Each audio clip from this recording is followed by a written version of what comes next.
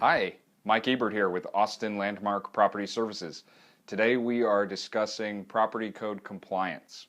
We're going to be discussing security devices, safety devices, habitability, city regulations, and association regulations. Security devices, like the locks on your door, are regulated by the state property code. For rentals, you have to have on every exterior door a keyless deadbolt. That's this. It's a deadbolt with no key.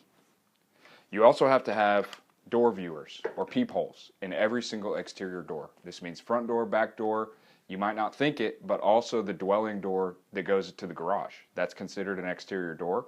You have to have these devices on it. Additionally, if you have a balcony and there's an exterior door, doesn't matter if it's second story, third story, whatever, it has to have the same security devices that are required by the property code. There's also requirements for sliding glass doors. You have to have a latching lock on the handle, and you have to have a bar. Some people call it a Charlie bar. You used to have a pin lock as well in the frame. You don't have to have that anymore as of this year. So those are some of the security devices that you'll be required to have in your rental property here in Texas.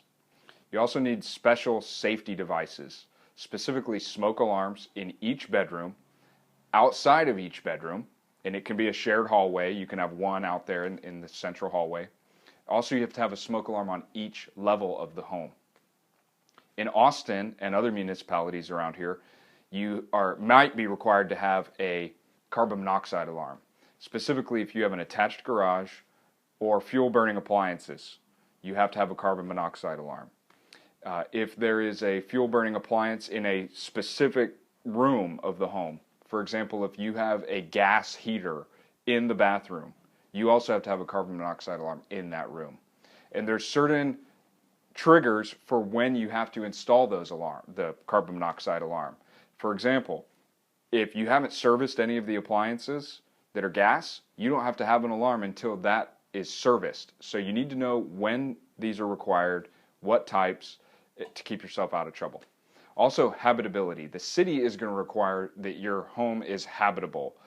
They all have different definitions of this, but they're there, and you need to know what they are depending on where you're living. There will be city regulations as well.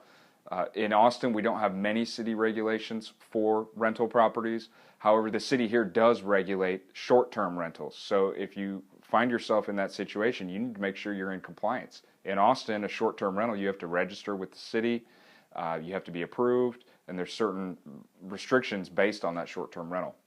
Additionally, if you're in an area with a homeowners association, they're going to have their own regulations as well.